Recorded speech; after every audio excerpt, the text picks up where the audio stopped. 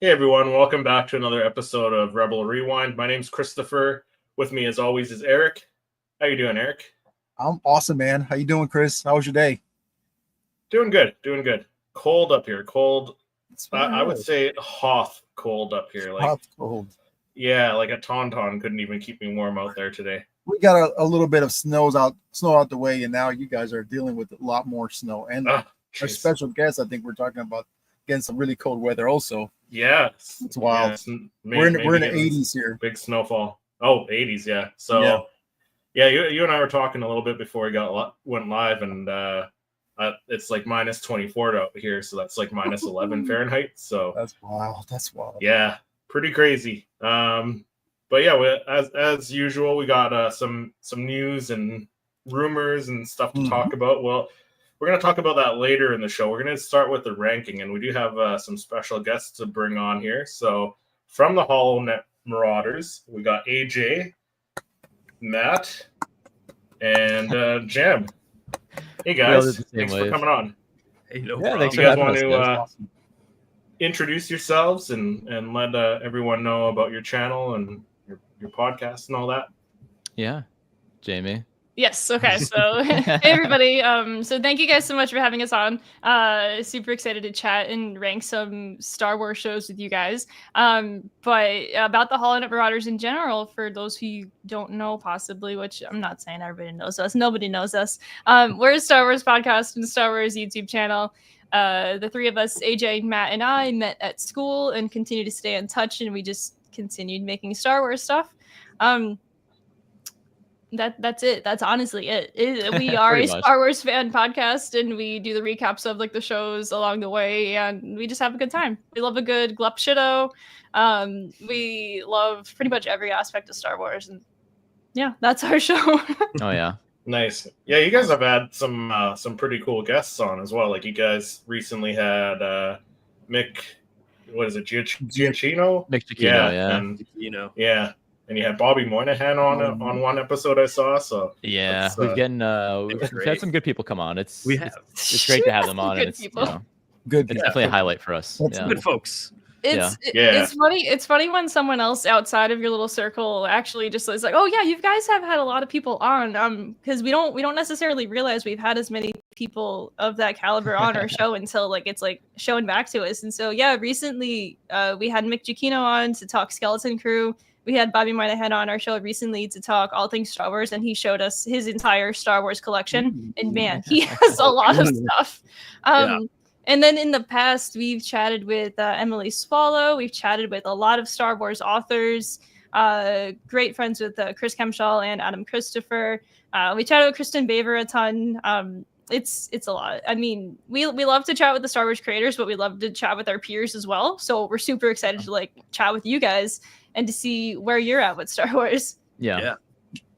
We're in the we're kind of in the same, like both of our channels. We're both pretty positive about Star Wars. Like we're not negative. We like there's stuff we like and we dislike, but we're not negative about it at all. As Eric's laughing about it. It's being human, so. Good to hear. Yeah. That's the way to do it. So we're gonna be ranking our live action series, the Star Wars series, from worst to best, I guess, or seventh place to first place, however you guys want to do it. Do you guys want to start off the ranking? I don't know if one of you guys wants to go first, or yeah. So I actually had a question. Did you want each season of Mando, or were we just doing like Mando as one? Just as a whole. Okay. So, okay. It's tougher. That does make this tougher. I'm gonna have to do some it does make it a little tough. Yeah. I think I could.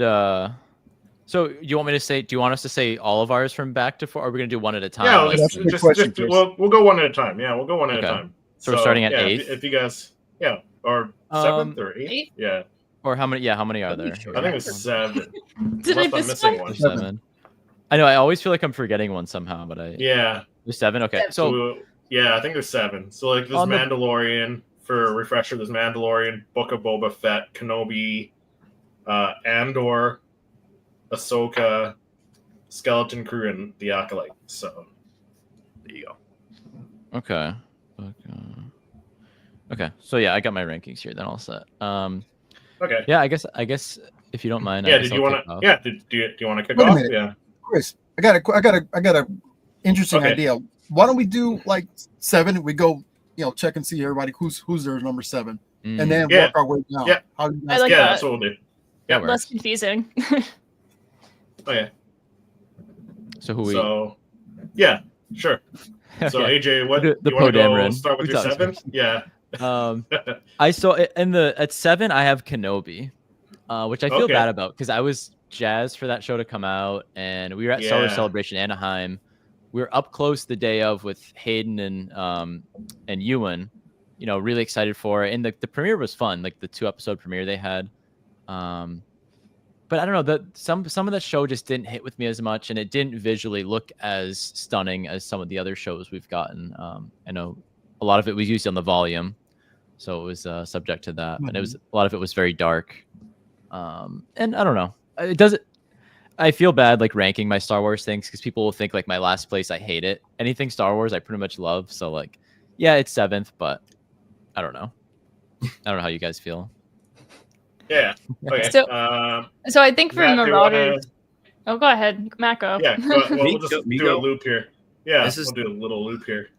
This is tough, and you guys, my fellow Marauders might hate me for saying this, but I actually might put Book of Boba Fett at the bottom. Really? Maybe. I don't hate you. I don't hate you, but I'm just surprised. It's tough. All right, I am a sucker for lightsabers for one thing. So a story about Jedi will catch my interest much more than a story about a bounty hunter or anybody else. Again, as AJ said, just because it's at the bottom does not mean I don't like it.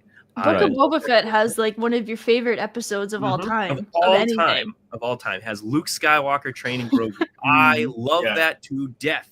It does not belong in Book of Boba Fett, but I love that moment to death.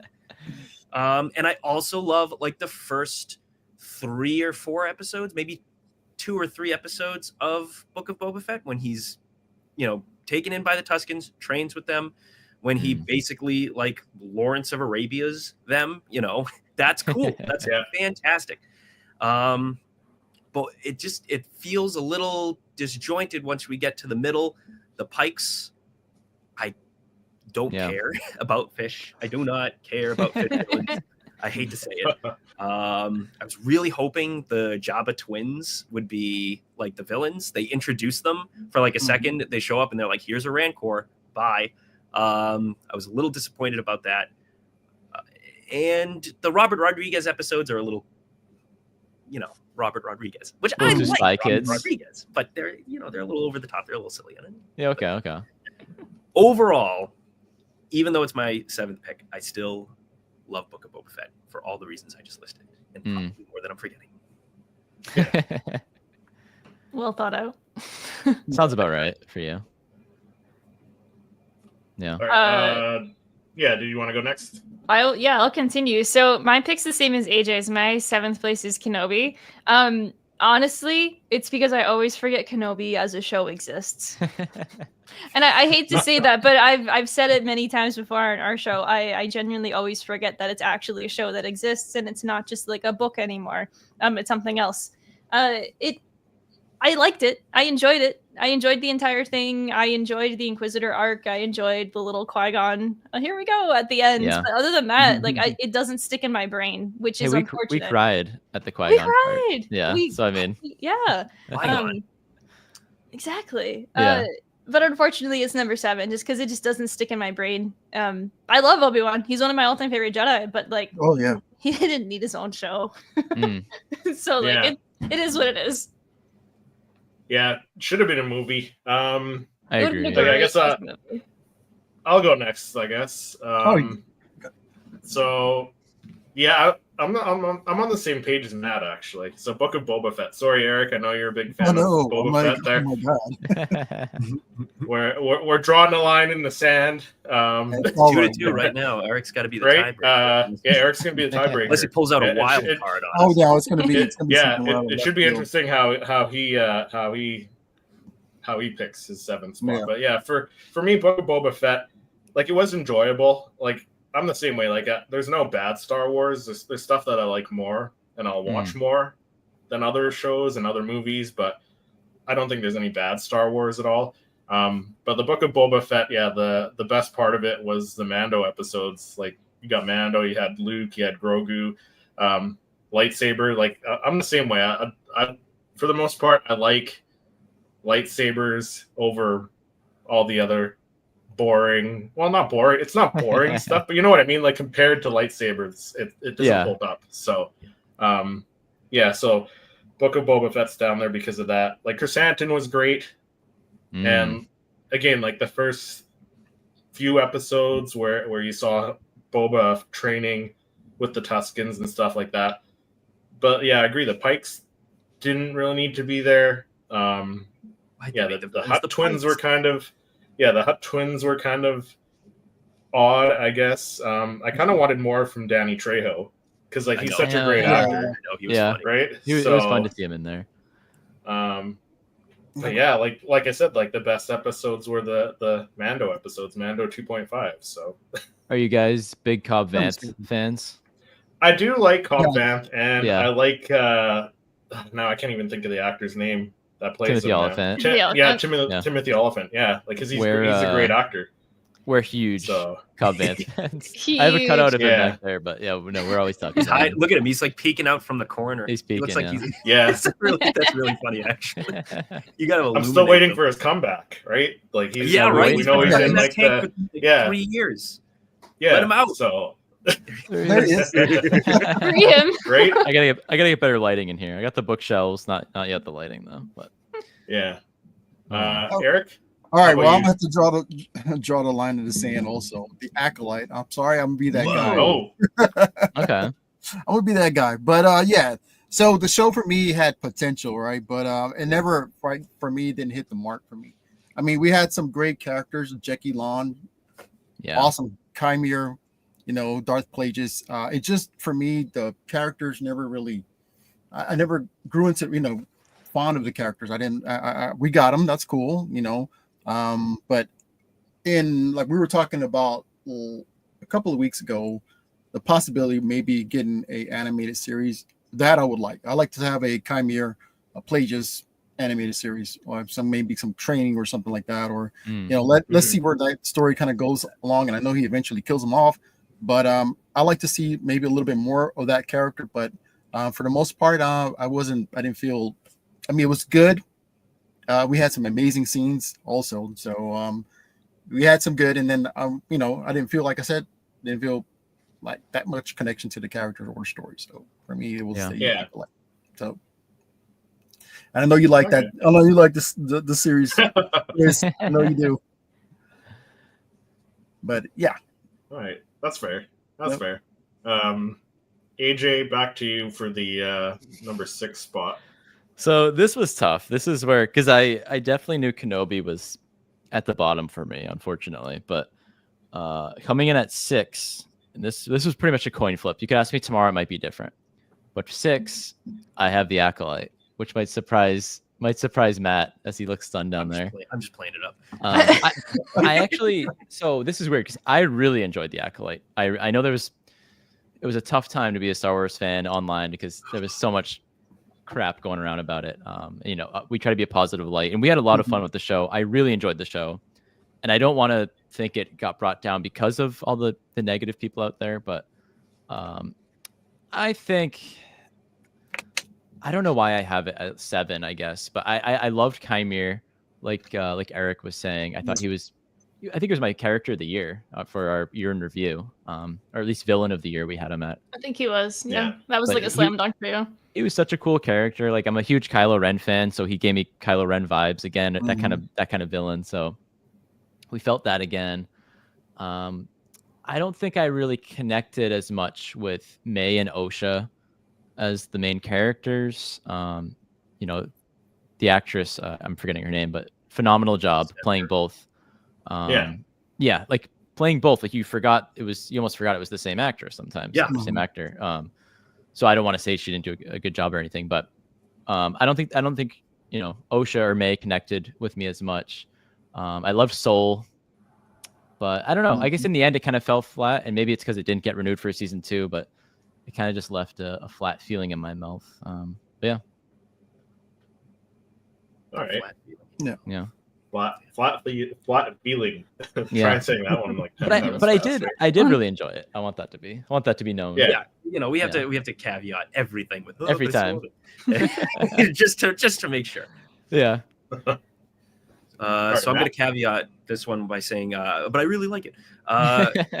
Obi-Wan Kenobi. So I had it just a tick higher than my Marauder cohorts. Just because I think after it came out, I kind of leaned into the people who really enjoyed it to see what they liked about it and kind of let them explain it to me a little bit. And, you know, kind of looking back at it, I kind of see what they were going with. There are some decisions, like obviously the CG was not up to snuff. The budget could have been bigger. The volume was used way too much, but that is a symptom of COVID more than anything else. Same with the Acolyte's inflated budget, which we'll get to. But the whole idea of like there's 6 episodes, there's 3 episodes that kind of represent each prequel film, leading up to the fight with him and Vader, where he gets dragged through the fire, has to kind of like come back from that. And then the last 3 episodes are basically like Empire or A New Hope, Empire, and Return of the Jedi, with like the big victory against Vader at the end. I really like that.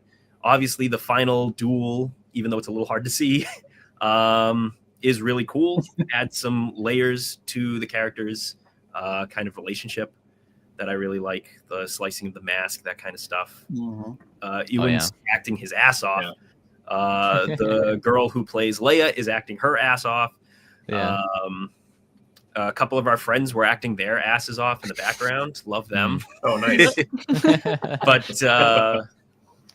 But yeah, I think there are some really neat ideas kind of hidden beneath the surface of shaky cam cinematography, which I don't really think belongs in Star Wars. So I'm hoping that kind of stays where it stays in Kenobi. It was an experiment to see if it worked. In my opinion, it didn't. So other than that, most of Kenobi I actually really enjoyed. And the lightsabers were the just caveat. Really cool. Yeah, the caveat. All right. Yeah. Well, AJ and I have the same list so far because my number 6 is also the Acolyte. I really enjoyed Acolyte a lot. But that being said, I was never a show that I was super looking forward to. Like, I love Jedi. I've always loved Jedi a ton, and I love the High Republic. It's been one of my favorite eras of Star Wars and to experience through the books and the comics. But the show didn't quite hit for me in the way that I thought it was going to. Like, there's a couple episodes I absolutely adored and like characters that I loved. Like, I loved Jackie, I loved Soul. I couldn't tell you anyone else's name offhand. So it's unfortunately like another one, like it didn't stick with me in my brain. And like, I hate to say that, but like the ones that are lower in the rankings for me are the ones that I just can't remember as well as all the other ones because I didn't just like connect with them as much. It was funny. We were doing our year in review for 2024 recently, and we were trying to pull up information about the Acolyte. And I'm sitting there, and I'm like, I can't remember a single thing about this show. Like, you had like Basil sniffing around, but like, what actually was happening there? There was like 2 solid episodes of this little chipmunk guy sniffing around, and I'm like, okay, sure. So unfortunately, the Acolyte is 6th place for me, and I know that Matt's probably going to rank it much higher just due to the whole Jedi aspect, but like, it didn't do it for me, so it's at 6. That's fair. That's fair. It's cool to get the High Republic too. I know we went past my time, but that was super cool as well. I think that one thing for me, since like I love the stories like written in the novels and whatnot so far, is like the High Republic in the novels was so different than it was in the Acolyte. And like the Acolyte was much later than what's happening in the novels so far, but it still felt like a different era than the High Republic. So of course it felt different than the prequels, but it also felt like it wasn't the High Republic either. It was this, I don't know. I enjoyed it, but it also was like, it's the High Republic, but it's not. And so I'm sitting there like, okay. So it was probably a me thing more than anything else. So All right, so for me, I'm on pretty much the same page as Matt still. So Hey, all So right. for number 6, Kenobi. Yeah, so it's higher than Book of Boba because the lightsabers, again, the visual effects were kind of meh. Like especially the de-aging, like Hayden, and Ewan kind of looked like they were maybe in their 40s instead of their their 50s or whatever. So they de-aged them like 10 years or something. But yeah, the duel with Vader and Obi-Wan was great. Hayden did a great job, and like the fact that we got Hayden back acting again as Anakin was awesome. But yeah, other than that, like it wasn't too memorable for me. So that's why I ranked it a bit lower on my list. Yeah, again, I think I'm gonna sabers, right? So yeah, I'm gonna agree with a lot of you guys. 6 Obi-Wan Kenobi, just like you were saying, Jam. I forgot that was a show for a bit. It's unfortunate. And yeah. And a lot of you were saying, Matt. Also, a lot of the points you were given. And the shaky camera, the way it was filmed, it was just too dark. I didn't feel that they should have focused, I think, more on Obi-Wan and Anakin a little bit more in the series, in my opinion. But yeah, for the same reason, I kind of felt flat. Potential was there for an amazing, show. And it would have ranked up there, I think, in my opinion, as the best if we would have gotten a lot more than what we got. So it was potentially up there. Could have been like the best one, but no. It's an interesting show too, because I feel like for a lot of people it was like one of the most hyped shows. Or I remember the trailer they released with Duel of the Fates playing and the music, and we see the Fortress Inquisitorius, and we're like, oh, we're getting Ewan and Hayden again. Like it was a huge deal. But I think just the way it was produced kind of made it fall a little flat, unfortunately. But yeah, and no disrespect to Deborah Chow either, because like no, not at all. Because I mean, some of her other episodes she's directed outside of Kenobi like were phenomenal. Yeah, she's done a great job. Yeah. So yeah, it's just unfortunate that it. I don't know, man. I don't know where they went wrong with it. Yeah, really. It was a movie that was turned into a show. That's pretty much it. Yeah. And that's just tough. I mean, that's difficult to pull off. Yeah. And I think we talk about the darkness with it, like the iconic duels of the final duel of the show was on this dark, like rocky planet that like you couldn't see. It wasn't very iconic to me. It wasn't Mustafar. It wasn't, a duel on Cloud City. Like it was just on a pile of rocks and some it's funny. gravel pit. I actually kind of disagree with that, but I agree with the darkness. Definitely dark, and that's that why that's done. It's to mask the CG. Yeah, right. But it's we haven't gotten a fight on a pile of rocks before. I don't. So it was new. It was a new setting. I don't want to ever again. No, it's cool. You got the fire, you got the water, you got the rocks, you got earth. Gotta and I guess you could argue that the Death Star 2 is sand. Yeah. We get a lot of rock scenes on a lot of shows and movies now. Well, yeah. Oh my God. And and everything. So I was like, I don't get it. But half of the show looked like it was filmed in Dave Filoni's backyard, Whereas, just like Mando season 2. If you compare it to like the Acolyte, which I know we also kind of had ranked in this neighborhood, or some of us did, like the night episode, which was amazing. Day and night, those back-to-back episodes, I loved those. They filmed it in a forest, and I know like they've used the forest a couple times in Star Wars, but like that looked great.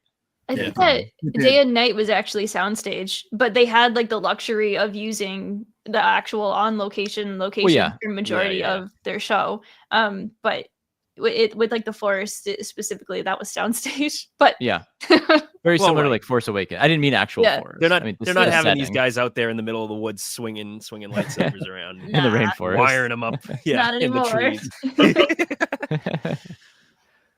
But yeah. Kay said, "Hey all." AK. Hello. AK.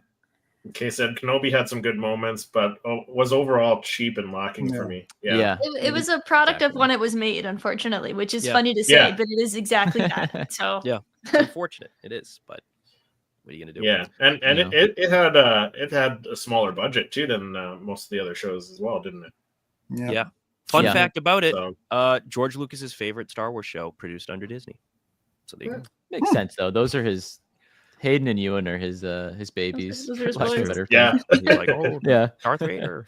they're like his sons. I love Exactly. Darth Vader. Yeah, Pretty good impression. Oh my god. Matt's full of them. yeah. I'm full of something. I think around 90 mil. Okay. Yeah, Kay said I think around 90 mil for the budget. I mean, that's not too bad either. But I mean, compared to what the Acolyte budget, so Yeah. Well, yeah. yeah, that was severely inflated also because of COVID. Is what I've learned. Which, you know, it is That's again, what it is what it you. is. yeah, You're just kind of you're stuck with the time that you produce these shows in, and you're gonna What are you get gonna that. do? yeah, exactly. Yeah. All right, do you want to kick off number 5, AJ? Oh yeah.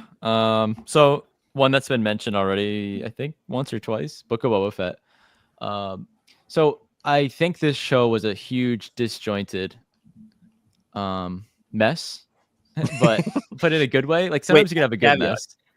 Yeah. The caveat. But I had a lot of fun with it. Like it was great to see Boba Fett getting a story. I know some people thought like it was going to go another direction. Maybe he was like too good or something, but I didn't really mind that. I liked getting his backstory. As Matt said, the Tusken Raider episodes were awesome, and him finding his way with them. Like those are some of the best Star Wars episodes. Fantastic. Like this show had some of my favorite Star Wars episodes in them, with those, and then later with the Cobb Vanth Luke Skywalker episode with Mando, which has no Boba Fett, I don't think. Nope. But then I think that's why I have it in the middle rather than the bottom. Like it has those shows, those episodes, I should say. The rest of the episodes are kind of, I think, as Matt said, those were the Robert Rodriguez episodes. Yeah, he did like the back end of the season. Maybe the first and the last or something. But I mean, it was even cool. Like the finale didn't blow me away, but it was cool to see Mando and Boba Fett. Like we have that image of them fighting side by side, and that's like kind of an iconic picture of the two of them. You got the iconic spin. Very good. Need that. Need more of that. Then, but then also you get Boba riding a Rancor through Mos Espa. That's an image I never thought I'd see in a million years. And we got that on we got screen. Cad Bane. Like, and we got Cad Bane live action. And Cad Bane, yeah. Yeah, so like this a lot show of people don't like how he looks. I love how he looks. I think he looks fine. Yeah, me too. Yeah. We talked about Cobb Vanth, of course. But yeah, I mean the show was full of like home runs, but it was also full of maybe a couple strikeouts too. But Cobb Vanth shows up a total of like 5 minutes, and both of you awesome. are Made like, the year. Cobb Vanth. Made the year. Happy third anniversary of that. I mean, oh my god. Dude. Yeah, 3 years ago it came out. 3 It years feels like it came ago. out yesterday. Crazy. That's crazy. Yeah. He's right. Not like I'm counting, but I am counting. We haven't seen him in 3 years. Free my boy. Yeah. Kay said episode 2 of Book of Boba was my favorite. Yeah. And then episode 6 From the Desert with Desert Came a Stranger. Yeah. I might flip Vanth those, one, right? but those are my two Yeah. two favorites. From the Desert sure, Comes a Stranger, or whatever it was called. Like that's such a good title for an episode too. Like, know. I want that on a t-shirt. Yeah. I like the main girl from the Power Ranger gang. Yeah, Oh, Sophie yeah. Thatcher. She's yeah. What was Thrash, right? Or Drash. I think so. Thrash. Yeah. Thrash. Great name. But we could have done without them for sure. Yeah, and their mods. Vespa speeders. I like them. They didn't, just like the show, they didn't fully execute it maybe to their potential, but yeah, it was yeah, exactly. What are you gonna do? What are you gonna What are you gonna do? What are you gonna do? Matt, what was your pick? Okay, so my pick is Acolyte. Surprisingly, Jamie thought I was gonna rank it higher, but I wasn't sure. Yeah. I didn't know what you can do. Like the Jedi definitely elevated for me. The show is dark in terms of like the show's content. Maybe a little too dark for my liking. I was talking to my parents about it recently, and my dad had a complaint that's really stuck with me a lot. He says there were no heroes in the show. You know, everybody had some kind of like dark secret that they didn't own up to, or they couldn't like redeem. And because like the show is told from a very Sith perspective, and I don't like the Sith. Like, I think they're cool looking, but every time a Sith pontificates, my eyes roll to the back of my skull because nothing they say is justifiable. Like, they're like, oh, I kill people because everybody's mean to me and they don't let me kill people. Like, that's Kymir's whole thing is like, oh man, you know, I kill people because the galaxy won't let me kill people. Like, okay, dude. I still love Kymir. I still love his pontifications, you know, when they're challenged properly, which I think Osha does a good job of doing. It's the same kind of thing with like Rey and Luke in The Last Jedi, where you pontificate, but you make sure that, you know, the Jedi, the light side, or the right, are correct at the end of the day. And you kind of had this thing where Osha falls to the dark side, and it's like celebrated, and that kind of like, I don't know, it just didn't work for me because, you know, at the end of the day, they're all going to have a horrible death unless they redeem themselves, because that's just what happens to the Sith. So it's not a victory, even though a lot of people think it is. And that's open to misinterpretation and misreading and all that. And I don't know. Its treatment of the Jedi, I think, was more charitable than a lot of people do, but I still think it was too harsh in some aspects. I don't know. But at the end of the day, amazing lightsaber fights. Night was a fantastic episode. Yeah. Great turning point. Kymir, Yord, Jeki, all fantastic characters. Even Kelnaka, Torben, all of them were all fantastic characters. And Osha and May, I actually think were really cool. And I love the idea of twins born through the Force. And the Sith kind of getting their eyes on that, being like, "Oh, I wonder if we could do that with." Yeah, that was fun to talk. The about. fact that they're twins, that's cool. Twin imagery is also, you know, always very big in Star Wars. So I'm always down for like the dark side, light side twins who switch spots. That's cool. It's a cool idea. Vernestra was another cool addition. Yeah. Also not a hero. Whip. Also not a hero, which is wild to me because if you've read the books, she's a totally different character. I know she's like 16 in the books. It's been a while. Not kind to Vernestra Rowe. She is a jerk. That's a great point though by your dad. No heroes. Yeah, it really sticks with me. It really stuck with me. True. There were no heroes. At the end of the day, it's just a very Basil depressing show. Yeah, okay, Basil. You're right. Yeah. I take it back. Sorry, Dad, you're wrong. Basil. Yeah. Basil the beaver. Whoop-de-doo, Basil.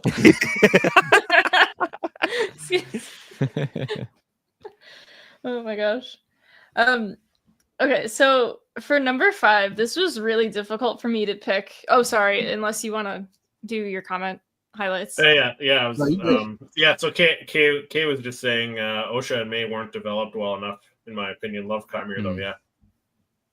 I do agree a touch because I feel like they could do so much more, and they still could do so much more, and I hope that eventually they do continue stuff for the Acolyte. I want a season 2 of Acolyte. Like, if there's anything, so do I.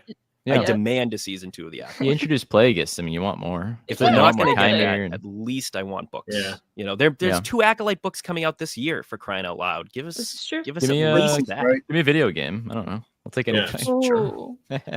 Okay.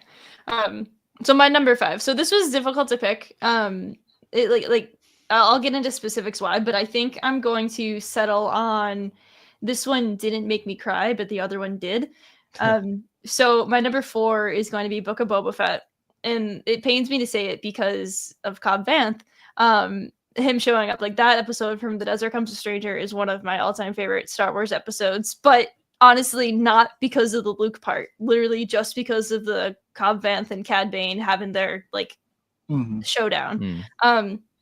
But I really enjoyed Book of Boba Fett overall. There's a lot of pieces that are just like wonky, but at the same time, it's just fun. It's just fun Star Wars. And like at the time when it came out, I remember it was just a blast because it was like so wonky and zany. And like at that point in time, like we just had like Mando, and then like Boba Fett was just like an extension of like that directly. And I don't know, I loved every like moment of it. Like there was good and bad parts, but like when I look back on it, I enjoyed it thoroughly. And I don't want to rank it number 5, but my number 4 made me cry in a good way. So like I'm gonna think what that could be. Oh, it's you'll know it. It's stupid. You'll know it. It was a show. You'll know it. What are you gonna do? I don't know why we keep saying that. So Book of Boba Fett, number 5. Because we're at the bottom of the for me. list, AJ. We're at the bottom, so you gotta say, what are you gonna do? We're in the middle. Now we are. Now we're getting Almost. Yeah, we're getting there. Yeah, so for my number 5, again, I'm same as Matt, the Acolyte. All right, guys, I'm leaving the Like, HoloNetMarauders. I'm joining these guys. Sorry. We just agree with more. Yeah, the lightsaber duels, like the choreography were on point. Like I think some of the best lightsaber duels since the prequels. Yeah. Soul was amazing. Like Lee Jung Jae is such an incredible actor. Absolutely. Chimere, like Manny Jacinto, was amazing. Yeah. Jackie Lawn as well. I wish we had more Kalnaka. I wish we had more Indara. Yeah. And the Osha and May thing, like I love that. The not technically twins, like they split one person into two using the Force, right? And it's a dyad, which is amazing. Yeah, it's a dot. Yeah, and it doesn't take away from Anakin's story either. Like they weren't born from the Force, like they were. They manipulated the Force to create another life form from her, right? So, I enjoyed all that, and then we got Plagueis too, right? So I do want a second season of that as well, but just the reason it's so low is like I enjoyed the other stuff more. So I don't hate the Acolyte. I love the Acolyte, but I love the other stuff a little bit more. So yeah. Well, there you go. Very fair. Yeah. Eric. All right, I'm gonna go off road right here. Okay. And this is a little hint on what the next my number 5 is gonna be. I'm not sure if you guys can catch that. No. Okay. So we're gonna go with the Skeleton Crew. That's my number. I'm sorry. Okay. And you know what I'm talking about, the ditch. But anyway, so Skeleton Crew for me, I mean, I love the series, man. It was one of my favorite, because it played on my 80s nostalgia, that feel that we got from a lot of those Hamlin films and things like that. So, I got that and I enjoyed it. So also the story was good. Also the kids, they as a group, they played, they acted so well together. Individually, they had their own little stories. I enjoyed those stories, but it's just for me where this is placed at. I have another show that I think that you guys already counted that one for the next one. But for pretty much for me, I feel like number 5, I think is a good place for Skeleton Crew. I enjoyed it. I loved it, and it's just that's how I'm gonna go with it. I know how to make them. Yeah, I get it, because I mean, like you enjoy it. Yeah, there's other stuff you enjoy more. Right? Yeah, so, but no, this was it was an amazing show. I loved it. Yeah, it was great. Yeah. AJ, back to you. What are we at, number 4 now? Yeah, number 4. Yep, number 4, Bobby Orr. I was like, don't say it. I had to say it. Anyways, so this might be a bit of a surprise for the people out there, but number 4, The Mandalorian. Whoa. So I don't know if that's surprising or not. So that's surprising. That was the first live action show we got here. But if we're lumping them all together, I kind of average it in at 4. Season 2 would be, if we were doing separately, season 2 would be, way up there probably among the top. But season 1, honestly, when it came out, I was still in the, we were still in the pre-Rise of Skywalker era there when the movie was coming out, and the Jedi Fallen Order come out. So a lot came out at once. I remember we had Triple Force Friday, if you guys remember that way back when, 2019. So I was like more focused on the Jedi-oriented things, as Matt would say, and I've never been a huge fan of Mandalorian lore. Like when we get it in Rebels, it's cool. Mandalore.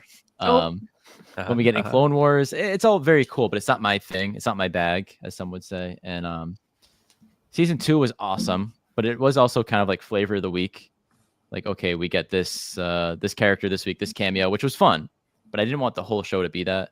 Season 3, I know some people didn't like as much. I still liked. I liked a lot of it, like the Pershing episode on Coruscant. Yes, felt like an Andor episode almost. So that was cool. Bo-Katan coming in. I love Bo-Katan, and it kind of became her show, as people said. I liked that personally. I love Din Djarin, but who doesn't love Grogu as well? But it just doesn't hit with me as much. I know people love Mandalorians out there. It's just not my not my cup of tea per se. But I am looking forward to where the story goes, though. So yeah. And that movie comes out next year, so that should be exciting to see where they continue and how they tie in some of these other shows to it as well. So a lot of not that we get into rumors, but a lot of interesting rumors surrounding that show for sure. Yeah. Oh, I know. Yeah. I know. We'll see how it goes, but yeah. A Jack Stinky. Yeah, that'll be. I mean, Right? honestly, maybe it'll just be a really fun adventure, and that's all I really mean, it want maybe from will be. so, yeah. It's got a jacked hut in it. How could it not be Yeah. a fun Oh, I adventure? know. Exactly. Right? Okay. Star Wars nerd says hello there. Hey, Star Wars nerd. Hello there. And I think that comment was to AJ's ranking of the Mandalorian Wozies. Yeah, I'm gonna have to ask you to leave. Sorry. I'll show myself out. Yeah. So my 4. This is really tough. The top 4, are tough. like really tough. God. I'm gonna have to say Skeleton Crew. Whoa. I love Skeleton Whoasies. Crew, but no, there's no but. I love Skeleton Crew. Skeleton Crew is fantastic. It's just that, come on, if AJ and Jamie know anything, I geek out about the other 3 shows like a lot. It's not as grand for you. It's not as grand, but Yeah. God, it was just so much fun, and it's not even just recency bias. I'm really looking forward to watching it again, which I haven't even done with like Book of Boba Fett or Obi-Wan, or The Acolyte, but I have done with like the top 3. So I think that might also color my perception a little bit of those. But Skeleton Crew is just a really fun time. Space pirates, like fleshing out space pirates in Star Wars on screen and having such like a fun, like Amblin type adventure, as you said. It's just perfect. Yeah. It was a perfect formula for Star Wars. And you know, I'm not going to say any buts because there really weren't any. It's just my personal preference at this point to like, oh, these ones have Jedi and cool mythological things, and this one's fun pirates. You know, so. Hey, they mentioned a Jedi. Well, yeah, and Jod was like half small. We get a part lightsaber. Jedi. We do get a lightsaber at the very end. Yeah. And Wim using it, fantastic, awesome stuff. Yeah. And it could be a High Republic lightsaber with the colors, like the gold and silver. Yeah, it definitely looked like it. It definitely looked like High Republic aesthetic. So we keep getting that. And we don't know if the Great Works program was Old Republic, High Republic, or whatever. So that could be another High Republic reference. I don't no friggin' clue. They wouldn't tell us. Right? They refused to tell us. Season 2, please. That's all I'm saying. Yeah. Yes. I hope so. Agreed. So my number 4. You know how last round I said that this one made me cry? Guess what? I'm actually switching out my number 3 because of AJ's explanation of things, and I have a feeling AJ's and mine's list are going to be exactly the same. Oh, come on. Maybe. I don't mean it to be, although I'm not quite sure about the next ones. Anyway, so my number 4 recently has been switched to The Mandalorian. Wow. For the same reasons, because AJ specifically mentioned when season 1 came out, we were still in the middle of the sequel trilogy or towards the end of it. And I'm not even kidding. I am so hell-bent over like the releases of things sometimes because like it's the kind of thing I enjoy this one thing and I love this other thing as well. But when there's other things getting released at the same time, I can't enjoy them both to the same caliber. Like when Mando season 1 came out, I loved it. But I wasn't never really like big in like the Mandalorians or like their culture in general. And if anything, I've kind of been like a bit more like turned off about Mandalorians over the course of the past like 5 years because of the show. I love the show, but I'm also just like, okay. Yeah. I've also gotten some of my all-time favorite Star Wars characters like from this, like Cobb Vanth, but although he was in a book first. But like I love Din Djarin. I do love Grogu. It took a long time for me to like come around to like loving him, though. I have to admit, I'm like the only person on Earth who like didn't love the green bean from the start. But it is what it is. And yeah, I think at one point in the chat, like Kay mentioned that Mando pretty much became like a creature of the week. I loved that. Yeah, I did too. I'm not gonna lie. I loved that it was that. But at the same time, if you're looking for something that's like the longer story, it's like, man, we're getting this again. And sometimes you'd rather want the longer story instead. So like, I get that from both sides. But I am going to keep it at number 4 for me overall. Also just due to the fact that season 2 is like one of my favorite seasons of all time, but season 3 and season 1 was better. And so because like the weight of the different seasons, it's unfortunately ranked at number 4. That's my pick. What That's are you gonna do? Kay also said that Skeleton Crew may be number 3 for me. It was so well done, but in the grand scheme of Star Wars, maybe lacking some depth. Yeah. Yeah. Okay, so for my 4? So number 4, I went with Ahsoka. So you're wearing the Ahsoka shirt. was amazing. I know. Surprise. It's not number 1. Wow. Yeah, again, because like Hayden is in it as Anakin. The de-aging was a lot better than Kenobi. The lightsabers, again, like the lightsaber duels for the most part were incredible. Baylan Skoll was perfect. Like Ray Stevenson could like they couldn't have found a better actor. Should be interesting to see how Rory McCann does in the next season. Yeah, but like I'm a big Rebels fan, so like seeing Hera Syndulla in live action, seeing Sabine, the droid again, Sabine Chopper as well, like all those characters. Yeah, Chopper, the other one as well, Ezra, the Huyang. Huyang. There we go. Huyang. Huyang. Yeah, throwing out all the main character names, and you're looking right? for Huyang. My bad. I was looking for Huyang. Hey, Huyang I know was who Chopper is. No, but like seeing all that stuff was awesome. And then like even like the little like Easter eggs and the cameos and stuff. Like you got Carson Teva in it. The Easter eggs, like the Kanan photo inside the cockpit of the Ghost. It's like I love all that. Like fan servicey, sure, but like you know. It works. Serve me up all that fan service stuff. So, yeah. Kay said, what's she saying? Don't get me wrong, the lack of depth wasn't a bad thing for that show, especially for getting kids interested in Star Wars. My daughter loved it. Yeah, exactly. So, like that's the thing about Skeleton Crew, right? Like it's a kids show, but I mean, you can argue that Star Wars is for kids. That's what George said. He's always said that, right? Yeah, so for sure. Yeah, definitely. Oh, there we go. Hatter's House said that the best show was The Acolyte. All right. There we go. Some Acolyte love. Just kidding. You tricked me. You tricked us. Oh. I got excited. I'm always happy to hear people who love The Acolyte. Yeah. Oh, wow. I know. Not today. Eric. All right. So finally, number 4 for you. Yeah. So finally had to get to Book of Boba Fett. So it had, you know what? I love Boba Fett, my favorite character. But the way it was written, the way let me just kind of go over my information here.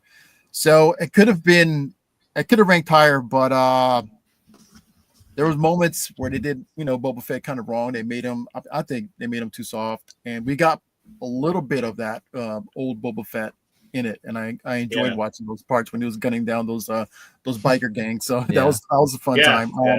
There were some things I didn't like. Sorry, the Vespa gang. I didn't care too much for the characters. I mean, it felt like, I don't know, the characters, but it just kind of felt off to me. It didn't feel like they belonged. I mean, bikes were too clean. It just kind of felt like they were trying to, I don't know, push something on us. But I think, in my opinion, I just didn't care too much for the Vespa gang. But I mean, I did love the storyline for him becoming the pretty much the what do you call it, the daimyo of so yeah, and Tamora Morrison, he played his part. He was given how to play the part, and he did what he's supposed to do. I I enjoyed the show, and it kind of, I had to put it up there, but 4 I think was where I felt comfortable with being. 4 is not bad. Yeah, I acted like 4 was bad when I picked it for Skeleton Crew. It's not bad. No. Yeah, no, I feel like we rank these things and we list them. And like, oh, this is what I didn't like about it, but we should be saying like 4 is a good position. Yeah, because it's like well, that's what I like. tried. It's like I liked the thing, but I liked the other things that are to follow more. That's like exactly. what it's going to be. Pretty much. Yeah. It doesn't mean they're. Oh yeah, Cobb Vanth was an amazing character. Yeah. Very true. Cad Bane, Rancor, Luke. We got him. And the whole crawling out of the Sarlacc pit. I love that they took that from the Parks and was it Parks and Recs? Yeah. Maybe they didn't even do the timing. The timing was just like he was saying. The timing was like, perfect. Oh my god. Yeah. Called it, dude. Yeah. Hatter's host said, I don't hate the Acolyte though. Well, I'm glad about that. That's good. There were some things. Some haters didn't hate the Acolyte, but overall tier list it ends up being mid. Mid's not bad. Jedi Lex says wanted to stop by, say hey, and show some love. Hey Lex. Yep, well, I love them all, just some more than others. Yeah, exactly. Like there's no bad Star Wars in my opinion. Yeah, they're like children. They're like your children. You just love some more than others.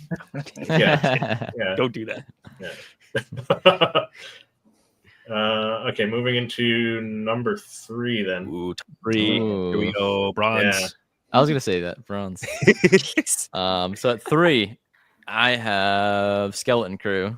Ooh. I thought about putting it at 2. I enjoyed the hell out of it. It was great. It was a fun ride, which is what it was supposed to be. I feel like it sort of reinvented what some Star Wars stories can be, because it kind of went after that 80s feel, that Amblin film that we've talked about a couple of times now. But yeah, it was just a blast. I thought it was like, for what it could have been, I think it was like perfect. I don't really give out 10 out of 10s to anything, but like it was pretty much a perfect show for what it wanted to be. But what puts it at 3 for me is it's not this grand story, but at the same time, that is what I like about it. It was nice to get this like minor league side pirate story, because those are some of we kind of called it Glup Shido the show. Like I love that. It was kind of a bunch of pirates, and our mascot for our show is based off of a pirate. So exactly. I mean, all the kids, like going into it, I was like, okay, nothing against kid actors, of course, but like kids can be tough in shows. You know, Stranger Things has nailed it. The Amblin films have nailed it. Like, and this show totally nailed it. I was surprised at how awesome they all were. I love seeing all the press of all of them too, like all of them hanging out. Really want a season 2. I assume there'd be some time jump because they're a bit older now. But they said Jod was an amazing character who we all love now, and I love Jod. He's our belovable slime ball. He didn't do anything wrong. Belovable. I like that. Anything wrong. Yeah. Cool. Looks like Kay agrees with you as well. Yeah, thank you. Nice. Bronze medal to Skeleton Crew. It's a high honor. It is. Yeah. Getting bronze in anything is a big deal. Oh, my bronze medal goes to the Mandalorian. Big bronze Mandalorian mask / helmet to that show. The 3 of us are pretty much in agreement. Like season 1, I do not agree that like I was not in Mando mode while watching Mando. I can switch those kinds of things really easily in my brain. I don't know why, but so I was super pumped for The Mandalorian, and it was great getting like a new show. Like this was the first Star Wars live action show we ever got. So that was like a huge deal. It was very exciting. This was like the start of a new era, so I was all on board. First 2 episodes of Mandalorian are great. Episode 3 is pretty good, and then then the Shrimp Planet, also great. But then we like land in the middle of the season, and you just hit like a friggin' Beskar wall. Like the Tatooine episode, like Toro Calican, and the prison breakout. I literally had to think of that like right now. I could not think of what other episode it was. I loved Bill Burr. Yeah, Bill Burr. Yeah. I love Mayfeld. But I like Mayfeld's return more than I like his debut. His season 2 episode was not season to cut you off. 2. One of the best. The Believer is fantastic. Might be one of my favorite Star Wars seasons of all time, of any show. Yeah. Yeah. And the Marshal will forever be my favorite Star Wars anything show related, TV show related. The Marshal, that episode will never be topped. That's just perfect.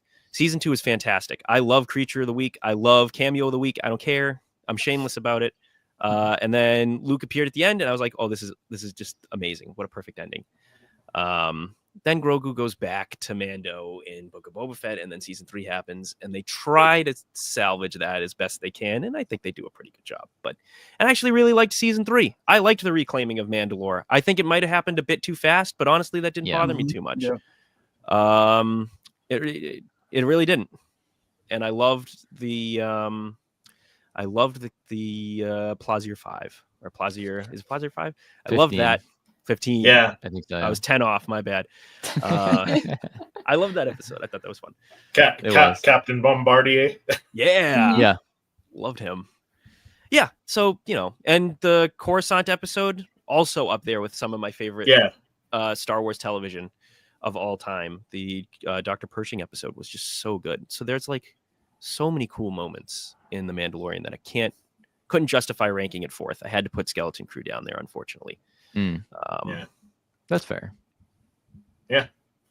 Kay said it may have been a cameo fest, but season 2 of Mando was still the best. Yeah. Say what you will about the Ahsoka episode. It's awesome. Awesome. Oh yes. Yeah.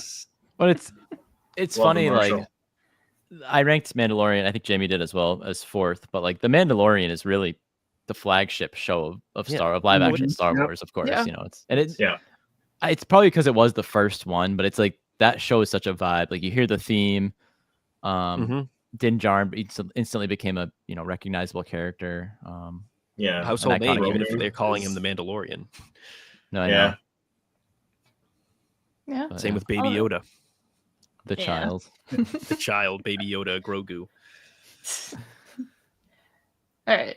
It's number 3 right now, right? That's what we're on? Yeah. Technically? Yeah. I've redone my list so many times. I'm just like, what's going on here? Okay, so number 3, I'm picking Ahsoka.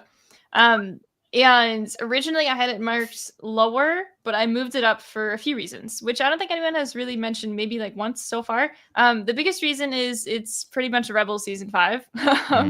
And Rebels is like one of my all-time favorite Star Wars things, and getting to see at least some version of it, of the events that happen after playing out. It is where it is. So like I would rank it higher if it was like animated as like the Rebels sequel. But that being said, I love all the new stuff that's introduced within Ahsoka. So I love everything around Baylan and Shin and all of their mysteries of just like the way that they're followers of the Force and like what they're doing, and then whatever Baylan is doing, what his quest is. Like I'm so intrigued by that. The more I think about it, the more I'm just like, oh my god, what is he actually doing? I love everything with Hera, like getting to see Hera live action and the goings on in the New Republic. And then the biggest thing for me with the Ahsoka show is I've always loved Ahsoka, but it's kind of come and gone for me of like my love like for her. The biggest thing that the Ahsoka show did for me is it made me love Ezra as a character. I always just barely liked him in Rebels, and like AJ would always remind me, you can't have your the guys would always remind me, you can't have your favorite character be Kanan and not even like Ezra. Like they are impossible. They are a pair. You can't have that possible. And I'm like, all right, I like him. The Ahsoka show made me love Ezra. Iman's performance as Ezra was top tier, and like I think about that a lot. And so when I said that there was like moments that like made me cry, it's when Caleb Doom's lightsaber piece me that, and Ezra is literally just like, oh, and so like that was the moment I also was just like, ah. So like getting like that moment in like a live action show, even though we didn't actually get to see my favorite character Kanan, he still is mentioned and he still is having the impact on everyone who survived and who he sacrificed for. And so like getting to see that was just like, oh, this is great. And I'm excited for like the next season as well. I think that my only like criticism is like I still don't understand the whole Sabine being a Jedi. Where did that come from? I don't get it. But it is what it is. I mean, everyone has like the element of sure you can like tap into the Force, and I'd like to see that explored further. I think that just by picking an established character was a choice. Yeah, that did kind of come out of nowhere. because like Caden trains her a little bit with the dark saber, but like it's more so how to use the lightsaber without using the Force, and so that was just like always something that I was, what is going on here? But anyway, Ahsoka is my number 3. Yeah, like the whole Force pushing Ezra up onto the Star Destroyer. I was like, I mean, like, so after utilizing the Force maybe once or twice right before that push, that didn't make sense at all. Hey, like it awakens, and apparently it just awakens in everyone at some point. It's just like we're it's the kind of thing. What does Marty say in Back to the Future? Your kids are gonna love it because like we're just not ready yet. It just doesn't make sense to us yet. It will make sense to us, and so like, I'm here for it. What, do we become assholes or something? Yeah. That's something Ezra would say. Yeah. And Kay's not wrong about Balin and Shin. Were awesome. Oh, they were phenomenal. Yeah. Mm-hmm. I'm sure Matt will go into that in his. Yeah. Once you get it, you get it. I guess. Yeah. I suppose. Exactly. Okay, so for my number 3, I went Skeleton Crew because, Skeleton Crew was perfect. I don't think they did anything wrong with it. The kids, fantastic acting. Jude Law, like I wasn't sure about Jude Law at first, but like after watching the series, like I can't think of anyone else who could have played that role better. And like throughout the whole season, like I don't know about you guys, but like Eric and I were like, there were so many questions like that we wanted answered, and like they leave you hanging at the end of every episode, like the cliffhangers, and they answer a little bit here and there, and then they leave you wanting more every week, right? So that was great. The music was incredible as well. The only reason I have it 3rd is because I did want like the cameos and the fan servicey stuff. Like I'm glad that they didn't do it because like the show stood on its own without any of the cameos and all that fan service stuff. Like they could have done the flashback of Order 66 with while Jod's talking about it. They could have had like a flashback happen during that, right? And they didn't need that, right? They like it, the show was like that scene was perfect without that flashback as well. But I still wanted like Carson Teva to show up. Like I was like, when I saw the X-wing, I was like, is that Carson Teva? Is that Carson Teva? or Mando and Grogu showing up? Like that would make sense. I wanted Hondo, even though like looking back on the story, I don't think it would have made sense to put him in there. But I still wanted Hondo because he's a pirate. So, but yeah, overall it was perfect. So I can't really complain about it. Yeah, it would have been nice if we would have gotten a flashback of his master, and actually like maybe showing him a few things or something. But because the actress got in costume and everything. They filmed the scene. I wish we didn't see that. I know. Didn't know that happened. I know. Yeah. I wish everyone did not know that happened. But it became like a huge talking point. If she's gonna be like cut out of Star Wars, I think she at least deserves to post the pictures. Right? That's fair. About it. Good point. Yeah. We are at number 3. Mm-hmm. Number 3. So we're gonna head. I'm gonna go here because nobody mentioned it yet. So we're gonna eventually have to name this show. So I'm gonna go with Andor for number 3. So I love Andor. I second time watching it just recently, like last month. So I love that show. The way that storytelling is, the visuals, the location, where the story's actually taking us to Rogue One. I love the whole thing. And we get some backstory on Cassian, and I love it. So, but we're gonna have to get there. So we're gonna go. That's why I had to go with Andor number 3, even though to me it's up there, one of my favorite shows. I love it. So, B2MO. Yes, B2MO, man. He's awesome. Oh my god, I love him. I have a lot to say about Andor, but I'm assuming we're gonna get to a lot more Andor later on. Before you picked, I was like, I wonder if we'll all have. I don't want to spoil it, but I don't want to spoil my top 2 are. But yeah, what about 2 now? Yeah. Yeah. Shit number 2. Well, you're right. about to spoil it, AJ. Yeah, we're about to know. I'm about to let you in on the secret. Kate is also Shameful. throwing some shade at Number Eric. 3, Number 3, shameful. You're all gonna have to go there. Couple of surprises tonight. Yeah. So Yeah. at 2, I have Ahsoka. Okay. So I might have had this at 3, but Jamie and I did a rewatch recently. By recently, it was like a few months ago. But That's recent. we didn't even finish, but we rewatched the first 4 episodes, I think. And I was like, oh my God, this show. I mean, I highly recommend rewatching these shows. Like, I still haven't rewatched Kenobi, I don't think. And maybe Book of Boba. Like, whereas the Star Wars movies, we've all probably seen a million times. So it's, a little bit different. So rewatching the shows really kind of changes your feeling on it. And it definitely did that for me with Ahsoka. I loved it anyways. I definitely like the first half of Ahsoka a lot more than the back half for some reason. I don't know why. But we get Ezra at the back half, so I did love that. But yeah, the show was great. Rebels is my favorite Star Wars show, I would say overall. It's close, but it's probably my favorite. And as Jamie said, this was the 5th season. I do wish it was an animation. I'll take Star Wars animation any day. Clone Wars, Rebels, Bad Batch. Like, I'll mention Resistance for Matt's sake. But like all the animation is just phenomenal. But it really worked in live action. And it felt like a Star Wars movie. Like when this came out, I know it came out during the writers and actors strike, so it was like we weren't doing coverage at the time in honor of that. But I can't remember what show it came out after, but it kind of reignited something in me, and I was like, okay, this show is awesome. It was great to see Hera, Chopper, Hugh Yang, Ahsoka. I'll name all the characters. I'll go down the list. It was a solid like 8.5 out of 10. I don't know. It was up there. It was very good.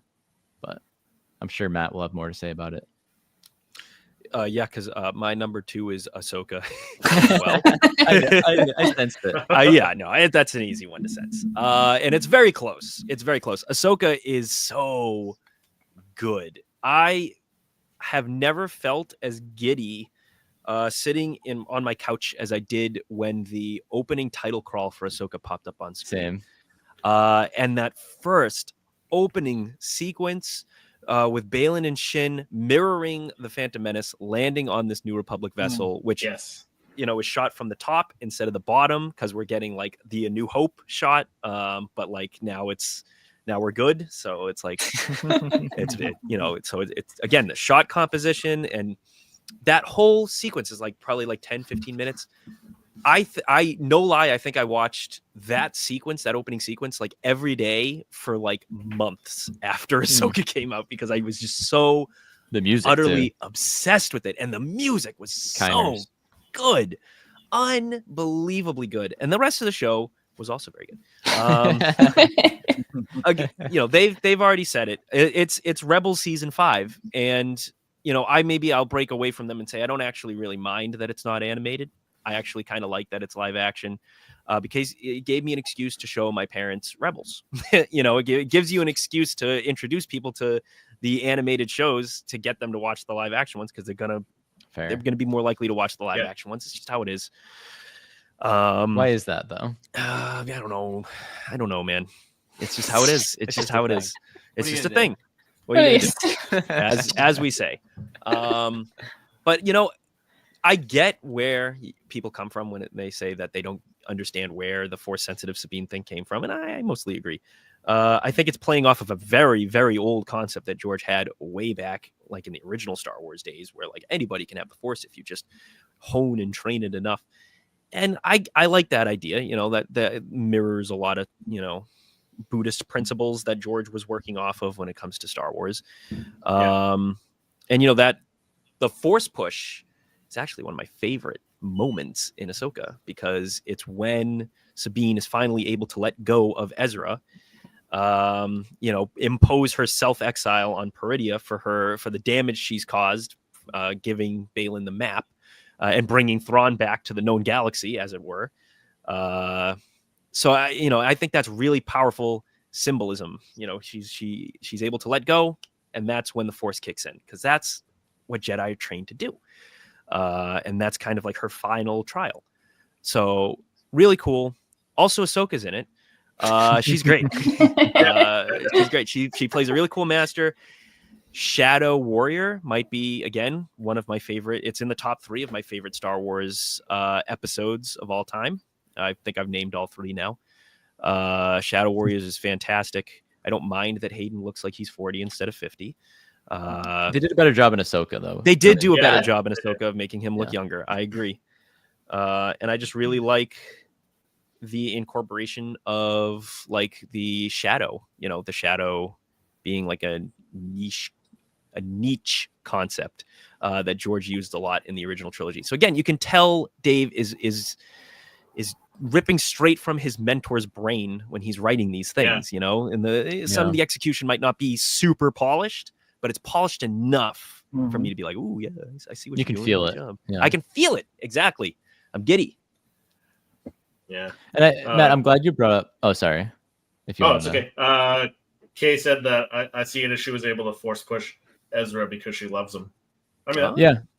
And I actually, to go off of that, I know Matt was talking about that, and I know people have like an issue of like, and I've come around to this too, and I don't know if it's just Matt has kind of explained it to me better, and I've kind of had his understanding, or just other people like that, but I don't see it as like, okay, she just tapped into the Force and she can already do that. People have a problem with that. I see it more as like the Force wanted it to happen. Like the Force wanted Ezra to get on there. Yeah. I see it as more of like a fate thing.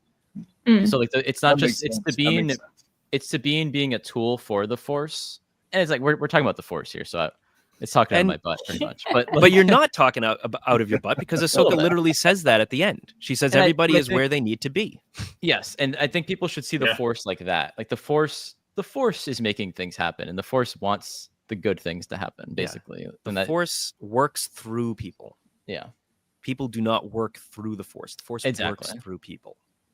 Which it's hard to remember that sometimes. I mean, I see Sabine do that, and I'm like, wait, how'd she do that? And it's like, okay, well, I got to come back to Earth and think about it.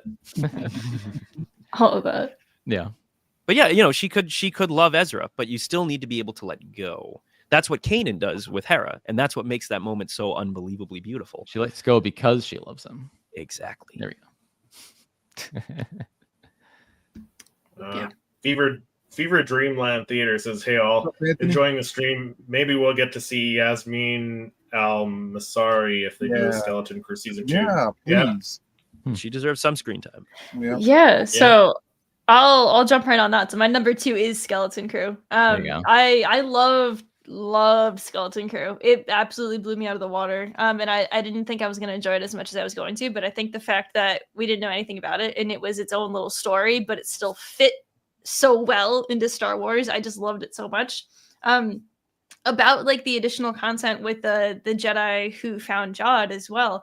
I would love to see more of that in the future, of just at least like the meeting or something. And like I have a lot of thoughts and theories about like how much Jedi training he had. My thought is not much, barely anything, maybe 5 minutes. He was never a Jedi. That is my thought. Yeah. That is my full thought. And I don't think that the other Jedi was even a master. But that being said, I wish that they somehow incorporated it a little bit, because I just don't like how they literally gave her the green light to be like, yeah, you can post it on social media, because then everyone outside of it is just like, oh my god, all this could have happened. And it's like, guys, look at what we were actually given, please.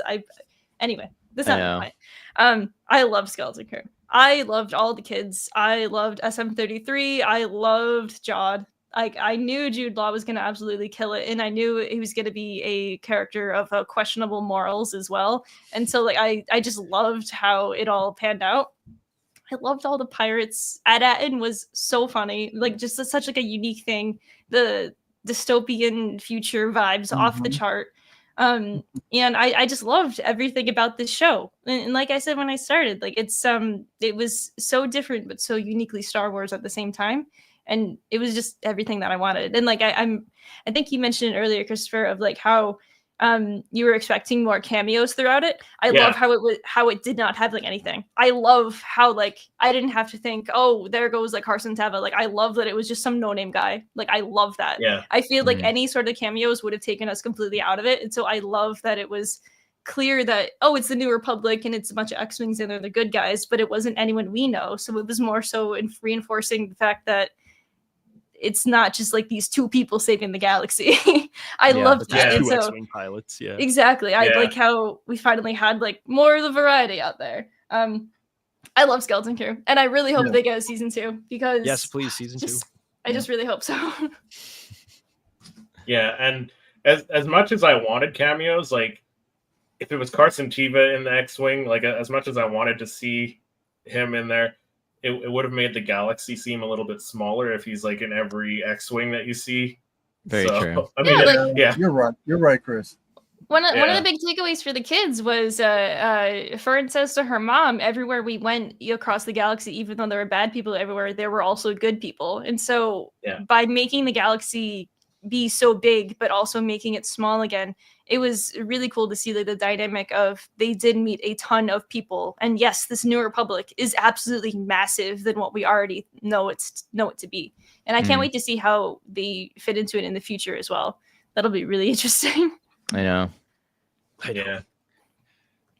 And then before I get into my number 2 spot, like Matt mentioned, like the mirroring of A New Hope in Ahsoka, like they did the same thing in Skeleton Crew 2 with like the boarding and stuff like that. Oh yeah. Fantastic. Yeah, I forgot to mention that. Yep. Like Matt, Jod was Vader. Matt literally was like the way that you just explained it. Even lifted the guy up too by the hand and like exactly choking him, right? So Matt literally said he got giddy every single week watching Ahsoka. That was me watching Skeleton Crew. I was so excited to watch Skeleton Crew every night. I honestly don't think I've been that excited to watch a Star Wars show every week since the Bad Batch, but since like Andor, honestly. So like getting that, hey, we all know what's coming. So like, well, now we do. Getting that Skeleton Crew just gave me so much joy. Like it literally is going to be the show that like I rewatch over and over again because it just gave me so much joy. Yeah, it was really fun. It was fun. Yeah. It was that they achieved what they set out to do was into Star Wars. Yeah, bringing back the fun into Star Wars, but like they said it was going to be like all the Amblin movies from the 80s, and it was exactly like that. It had that feel throughout the whole series. So yeah. But yeah, number 2 for me, I went with Andor. So Andor again, like it was pretty close to perfect for me. Like there's not too much to pick apart from that. Like Luthen's monologue and episode 3 or whatever. Like that was amazing. Oh yeah. But like the first couple episodes were a little bit too slow for me. But other than that, like I like the story arcs. Like you had like the 3 episode kind of structure where it was like 3 episodes for this part of the story, 3 episodes for like the prison break and the prison stuff. And I'm excited to see season 2 with the time jump every few episodes, which should be pretty cool as well. But yeah, there's not really too much to complain about for Andor. Like, and we got 12 episodes of Andor. Yeah, which was amazing. That was really 12 hours of Andor. Right, pretty much. Yeah. Holy crap! Can you imagine? Right. Oh, so 77 days till more. Oh, 77 man. more days till Andor. There we go. Season 2, please. It's close. Yeah, we're close. But yeah, Andor's number 2 for me. So yeah, we were talking about Chris. Like it was going to be every 3 shows. Every 3 shows was going to be a time jump. A time jump, a year time jump. And one director was going to do 3 movies. I mean, 3 shows. So it's like the perfect little story arc. You could write a little story and. It's like we're getting like 4 movies. Yeah. And the last one is going to lead right into Rogue One, which leads right into A New Hope. I mean, that's ridiculous. It's insane. God, can't wait.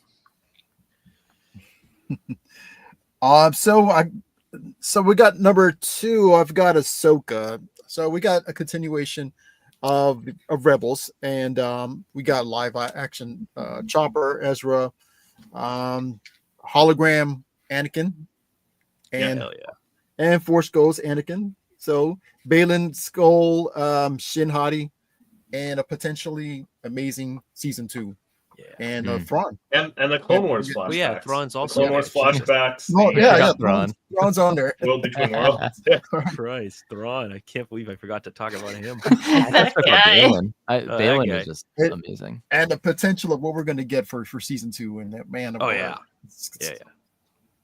I think this is going to be an amazing season 2. So yeah, I agree. Yeah. And moving into the Right. first I'm on the place. edge of my seat. The top Right? spot. I know. What What could could it it be? Should the three of us all say it together? Yeah, because it's the same. All right, here we go. Marauder's pick is Andor. Yeah, I said earlier I don't give out 10 out of 10s very often for shows and things, but this Andor was a 10 out of 10. Andor, And I went into it not because I wasn't the biggest Rogue One fan. I don't really know why. It's just It goes back to what you said earlier about It goes back to what being I in said about the sequels mode. timing. Because it bad does. timing. Rogue One came out in the middle of the sequel era, and it was like, oh, I'm really enjoying this show, but there's this other thing coming out at the same time, and you liked both, and it's like, which one can I like more? And Even though it there was was a year this later, there was this yeah. unspoken competition about Rogue One and the sequels, and so we were just like, ah. Yeah. And so when even- Andor came out, it was just like, hey, I like it. And then it was like, oh my god, I love it. And so like it just was unexpected to be that much. Yeah, so I mean, long story short, I wasn't expecting to love Andor so much, and then like the first trailer came out, and I was like, "Oh my god, this looks really good," and it ended up being amazing, like perfection. I give it a 10 out of 10, so it is perfection. And it wasn't even just because Cassian. I mean, Luthen was an amazing character. I loved the 12 episodes, and each one is basically a different movie, as you guys said. The prison arc. Yep. Amazing, like one of the Kino best Loy. things in Star Wars. Yeah, Kino Kino Loy, Loy, yeah. his What speech. a character! I mean, His there's almost a speech. great speech per arc. Like, Yeah. Yeah. This they're is the monologue show. basically. Yeah, no kidding. And on top of it all, I mean, the music was great, but on top of it all, Yes. it looked amazing. Fantastic. Like they filmed on location for all of it. I'm pretty sure. If not, They filmed in a prison yeah, But no, in the middle of the ocean. pretty much everything was some sort of a physical set and like tangible, and like they Yeah. filmed on location whenever possible, and like you could tell, and it just looked incredible because of that. That's true. Kay says the Aldani arc is underrated. Yeah. You almost it kind of forget is. about it, but like with Yeah. the eye and the visuals the there. eye was Oh, yeah. beautiful, man. Amazing. Beautiful. Beautiful. Like, And, remember what's the his couple face, weeks that the eye was like the best thing, and then the one prison night arc happened. hit. Yeah. and Who then was the the Like, wow. Akina. Nemec with his little Nemec. manifesto? We forget about Yeah. him. but Nemec's he was great. manifesto. Can't forget Yeah. about Nemec. Poor guy. Yeah, I mean, you guys have already kind of said stuff. What you said, Jamie, last time about like how every time they went, everywhere they went in the galaxy, there was a bad person, but there was always also a good person. Yeah. That is Andor personified in terms of Ferrix and in terms of the community. Like the show really does a fantastic job of showing community building, of showing community resistance, Absolutely. of just showing how like just groups of ordinary people can like organize Yeah. and Strength rise and up resistance. against rise Yeah. up against Yeah. an oppressive force, and it does it so well. Brasso, what a guy, what a bro. He's probably like my favorite character in Andor. I did a rewatch of him recently, and I could not get over how much I loved him. He watches over Andor's mother. He takes care of Andor. He takes care of everybody. Cassian, I should say, Hits not people with Andor. bricks. Yeah. He hits people with And bricks. Yeah. Bricks. He's like the ultimate, like, badass, like fascist punching badass. Like he's just the guy, like the man. Brasso's just the man. And like I And said, the Bix. show. Yeah, well, yeah, all of Yeah. Bix, everybody. Yeah. Yeah, Everyone.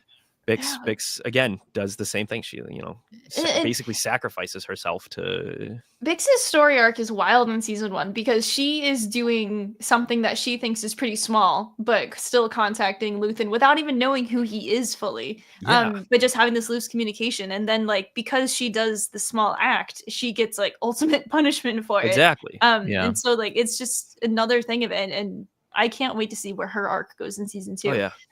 But like Luthen looking Yeah. over the destruction of Ferrix after like talking about the entire show, about talking about how Yeah. like people need to rise up. There needs to be violence, blah, blah, blah. And then he actually sees it happen. And it's like the reality just like setting in, like, here we go. Like, I'm not making it out of this. It's begun. Yeah. Here we go. Yeah. It's just unbelievable. Unbelievable. Yeah. Andor Dark trailer. Jedi is, and I don't know. Super Bowl, maybe? Oh, because like it's always that'd be nice. Because it dropped. The show drops like what 2 days after Celebration, is it? Yeah, they'll probably do something early. Celebration. So let's be you real. imagine they would do a trailer pretty soon. Yeah, so like Super Bowl would make sense. The usual formula is at the latest they will drop something a solid month out from when it is dropping. That is that at bare minimum, which they might do. They tend to do that. But maybe the next couple of weeks. Yeah. Have they said how many episodes they're going to release at the beginning? Because I know they might do the last. I would imagine probably a 2-episode again, because that's been the going thing, right? 2 episodes every time. They always do. Like, so. I don't like the 2-episode launch. Just I do. They start with the 1 episode, and then when they get closer, they're like, "Hey, we're gonna give you another episode, 2 episodes. We love you guys," So release 11 episodes to start, and then 1 episode.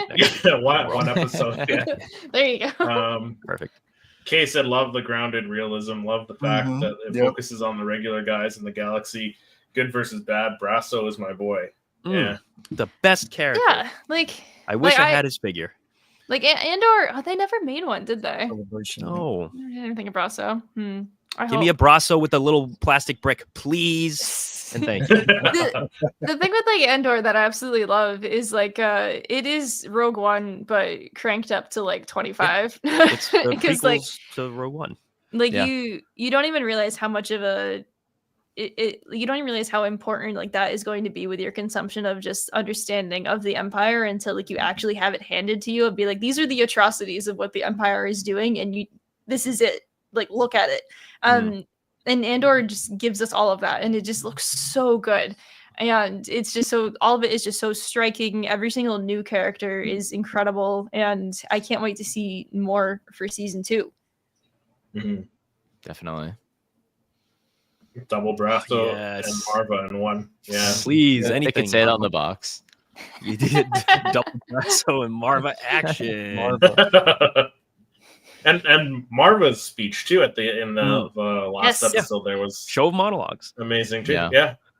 Awesome. Pontification, if you will.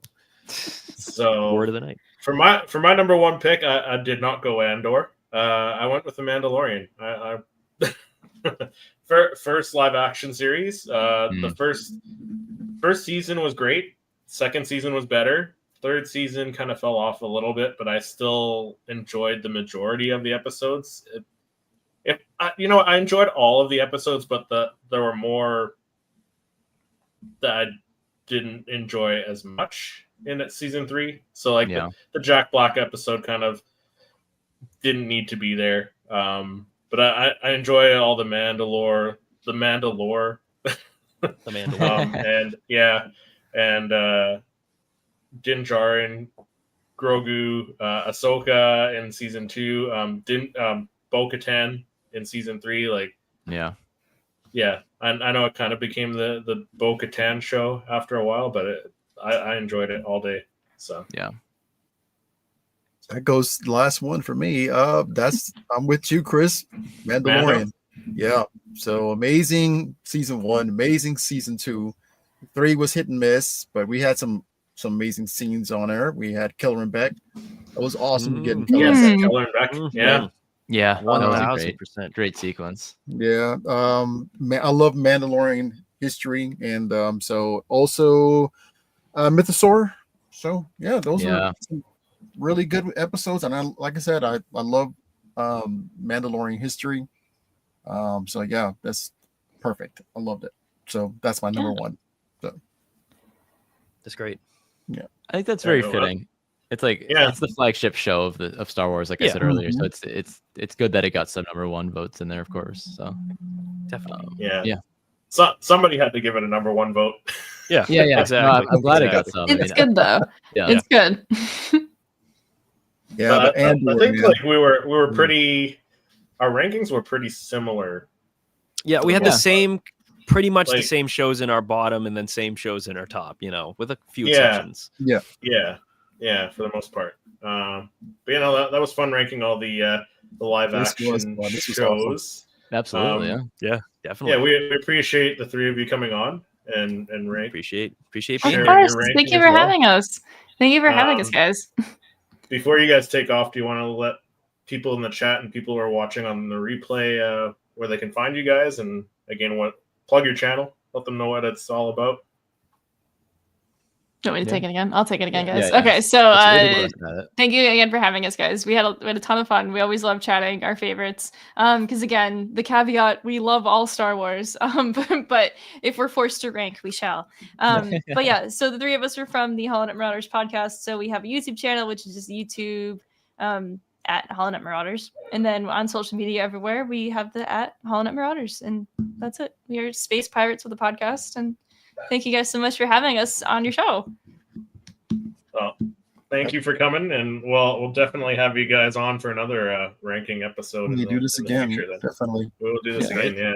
Sounds Awesome. great. All right. Yeah. Thank you guys. Thanks, Have a great guys. night. Thank you. You too. See you guys. Yeah. See ya. And That now was let's fun. jump into some Star Wars news and rumors. So All right.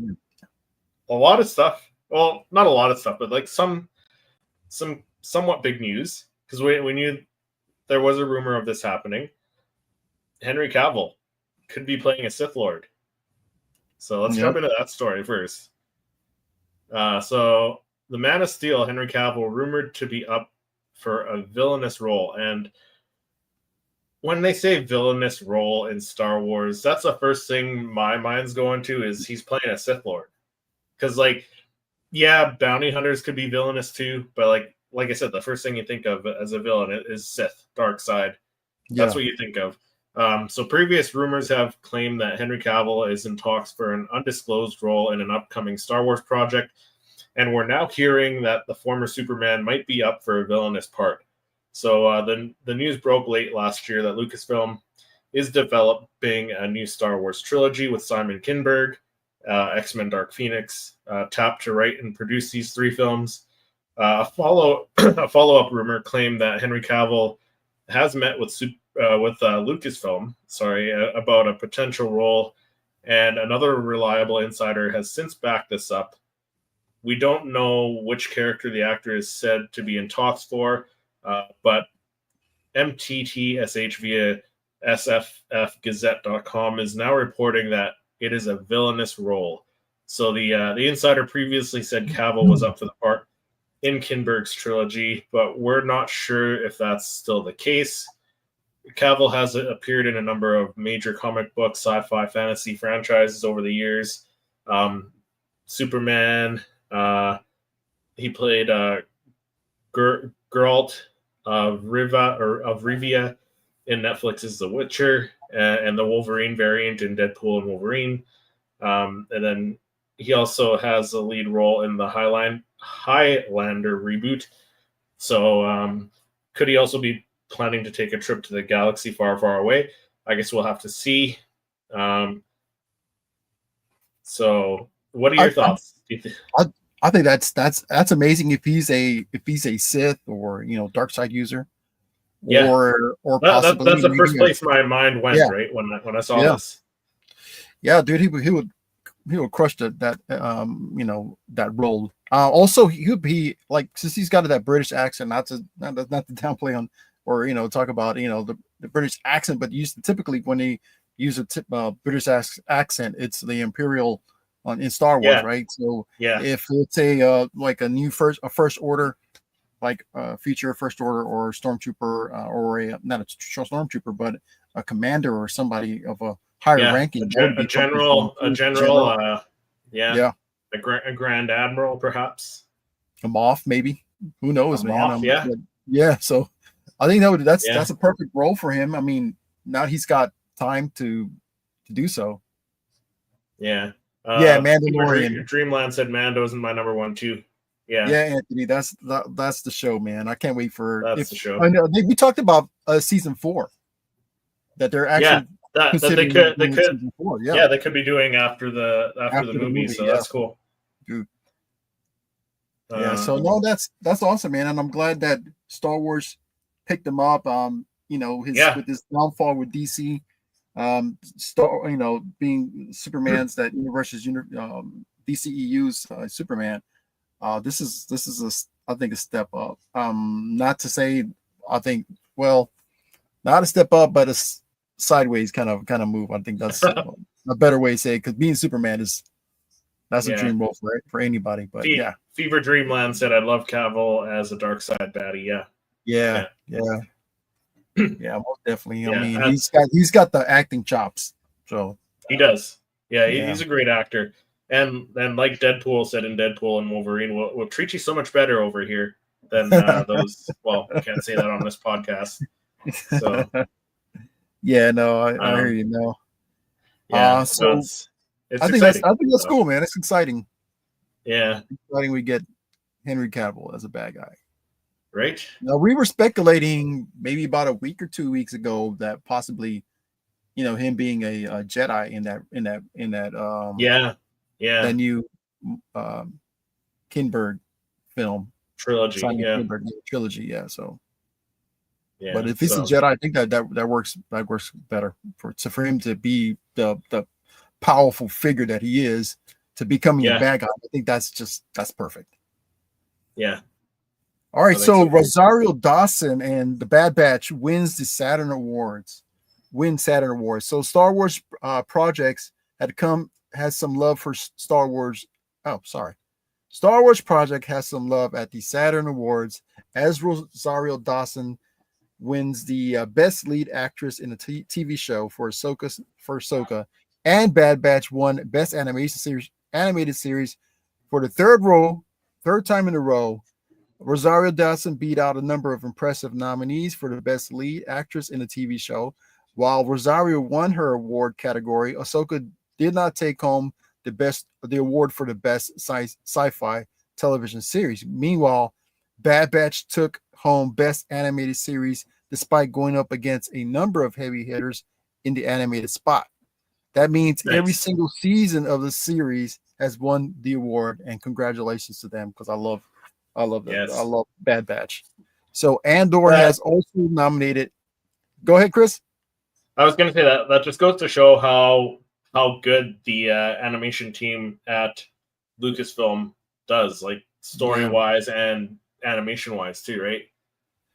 Yep. So definitely. No, I mean, so Andor was also nominated for Best Home Media Release, but didn't win. Also, slightly Star Wars related, Mark Hamill also picked up a Saturn Award for Best Guest Star in a TV series for his work on Netflix, The Fall of the House of Usher. Nice. And finally, costume designer Shauna Tipkick won a posthumous Emmy for her work in Ahsoka last year. So there was some awesome wins for Star Wars, and to put the limelight on what these super talented people can do for the Star Wars universe. I think that's amazing. Yeah, I think that's awesome too. Like Star Wars is still getting recognized for kudos for Rosario Dawson. I mean, exactly, right. And who's that internet guy? The guy on Instagram. He was like a couple of years ago when he put that image of Rosario Dawson as Ahsoka. From that, fantastic. For her winning a Saturn Award, that's awesome, man. Yeah. Well done. Congrats to Rosario and the Bad Batch. Yep. And even for like just being nominated too, like Andor being nominated for that award, and all the other ones. So yeah, that's awesome. So could Gina Carano be coming back to Star Wars? What do you think, Eric? Do you think she could be? I'd love to see her back. Cara Dune is an amazing character. That's my sentiment too. So according to this article on comicbookmovie.com, The Mandalorian star Gina Carano has shared an update on her legal battle with Disney after Cara Dune firing. So the Mandalorian star Gina Carano was fired by Disney after backlash to several social media posts, and has now shared an update on her continued legal battle with the House of Mouse.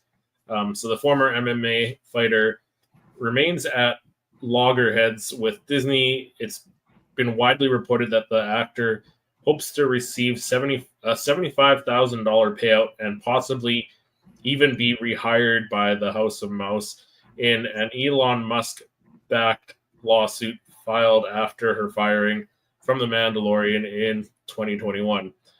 So that came after Cara Dune actress shared a series of social media posts that deemed offensive by many. The main source of outcry saw her compare being conservative in a modern America to what thousands of Jews went through at the hands of the Nazis during the Holocaust. So having lost roles in The Mandalorian Season 3 and various other Star Wars projects, including the now scrapped Rangers of the New Republic spinoff, Carano wants to make Disney pay. Her acting career has also never recovered due to the controversy. So talking to X via sffgazette.com, Carano provided an update on the case and said, quote, "It continues to move forward, and I anticipate having more substantive update in the next few weeks. We remain determined, and my team has been exceptional in honoring the court and respecting the process. I'm very proud to have this team." She also said, "Thank you for all your continued support. Cara Dune Day yesterday, January 30th, touched my heart. Onward." So if she could be rehired by Disney, maybe we see her in season 4 of The Mandalorian. Like we won't see her in The Mandalorian and Grogu because that's already wrapped. But potentially a 4th season of The Mandalorian, maybe we see Cara Dune return. 4th season of The Mandalorian, and then that future. The Rangers. Maybe that Rangers of the New Republic gets put on the table, right? Maybe I'm sure just because they took it off the table doesn't mean that they don't have that just sitting there just in case like something happens, or maybe they try and rework it somehow. But I'm sure they still have that idea set aside, right?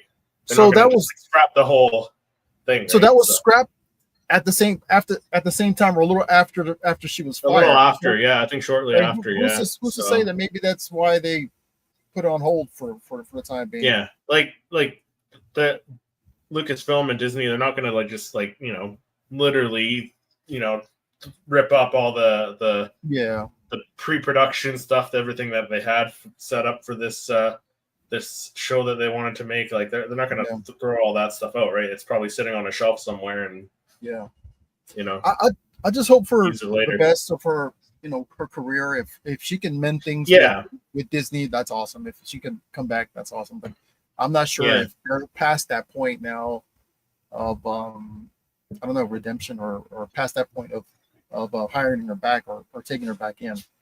Yeah. Who knows? I mean, stranger things have happened, but that'd be awesome if we get Cara Dune back. And not just mention that she took off and she's doing some other stuff like how they Kay is right on the money here. So she said, I like Cara Dune, don't necessarily agree with her politics, but also don't necessarily agree that she should have been fired over it. Bring her back. Yeah. That's pretty much it. That's what it comes down to. Like, I don't agree with what she said, but like what I think firing her was a little overboard. Yeah, no, it's the whole. Like I think I saw on social media that Kevin Feige was thinking about bringing Kevin. What is his name? Kevin Majors or what's his name? Who played Kang? Oh, Jonathan yes, Majors. Jonathan Majors. Yeah. Yeah, they're thinking about bringing him back just to wrap up his storyline, which like I'm fine with. Again, like I don't agree with the stuff he said. And stuff, and some of the stuff that was going on at the time that he was, I don't agree like that, but bring him back, wrap up his story, and that's it. So if it balance wise, if it works for one, then it should be for the other. I think so too. Exactly. Yeah. So we'll see where this leads, and hopefully good things for Cara Dune and Gina Carano coming back. Hopefully. So definitely. No. So we got Skeleton Crew concept ship appears in Skeleton Crew. Millennium Falcon concept. I'm sorry, I'm having a hard time reading today. So the second episode of Skeleton Crew, way out past the barrier, took the young crew to Port Borgo, home of the ruthless pirates. As the Onyx Cinder approaches the port, a ship passes by that's been confirmed as a ship designed taken from the original concept of the Millennium Falcon. I didn't catch that. I've seen the concept before, but so many ships on a series. Somebody had a really good eye catching that the concept for the Millennium Falcon. As soon as the episode aired, so we have which you can see in the top above the screenshot, was spotted by a fan model maker Mel's Miniature, who recognizes similarities between the new ship and a very old design.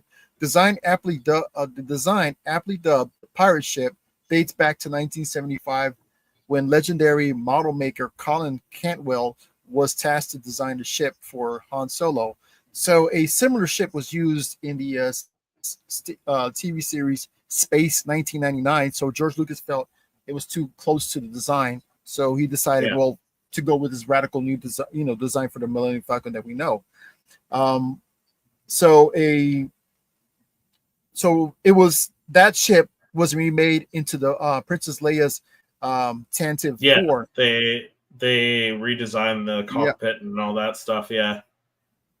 So Kanto was responsible for developing early models, which also was the one which was X-Wing, a TIE Fighter, and a Star Destroyer. He honored Andor's first season with the appearance of the Cantwell class arrestor cruiser, a ship modeled in an unused early Star Destroyer prototype from his work in the original series, movie. See, the actual model seen on screen was created by another original trilogy veteran, Bill George, who created the B-Wing starfighter. I love that scene. With the B-Wing on the Skeleton Crew, amazing. So now Bill is retired and still an enthusiastic model maker, and was fascinated by the origin of the Millennium Falcon. Decided to create a model with his own spin on the design. So there's way more story to this if you guys want to read it. But I love models and the whole little 3-dimensional version. There's a comparison of the three ships. So like the far left is the original Millennium Falcon concept, the Space 1999 Eagle transport in the middle, and then the Tantive 4 on the far right. So you can see they're very similar. Yeah. A Tantive 4, I was confusing. It's for the Corvette. So on Rogue One. So similar design. Similar design, with the thrusters in the back and everything. Yeah. And I like how they I like how they've been throwing this stuff, like unused stuff or like concept stuff, or even like in the case of Ahsoka, like they threw in that little R2 unit that was an action figure. They threw that in the speeder on Lothal, right? So like they've been doing this in all this stuff. Like they brought back the blurgs from what were the blurgs from? They were from, was it the Ewok series or the Droids series, cartoon series or something? The blurgs? What was it? They were originally in like an animated show, I think, at one point, and they brought the blurgs back. They did that in the Mandalorian. The ferry driver. It was in the Clone Wars. The blurgs were in the Clone Wars. Yeah, the Clone Wars. Yeah. The first the Tartakovsky one. And then like that ferry pilot in the Skeleton Crew, like that was that Teak alien character, like that was from the Ewok TV movies. So I like that they're throwing these things like in as like little Easter eggs for us to find. Yeah, so I really like that. Yeah, no, I love when they use the old retro stuff and bring it into something, a new project. Yeah, it's pretty cool, right? Kay said I'm able to keep characters and actors separate on most things. Yeah, that's good. Same here. Like whatever you're doing in your personal life, like it's not affecting your acting. Yeah, like exactly. Yeah. I don't have to agree with your personal beliefs, your political beliefs, all that stuff. Kay said it's a stick ship. Yeah, pretty much. But yeah, that does it. That wraps things up for this episode. A little longer episode because we did the ranking, but it was a fun episode again. This is fun. Ranking was fun. It was interesting to see. It was interesting to see everyone's ranking and how, like, it was different, like, for the most part, but like similar. Parts of our lists were very similar as well. So yeah. That was a fun ranking.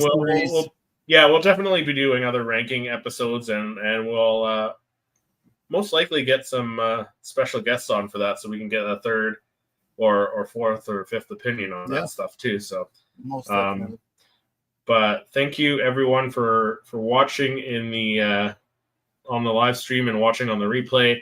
Let us know how you would rank all the live action Star Wars series from worst to best down in the comments if you're watching on the replay.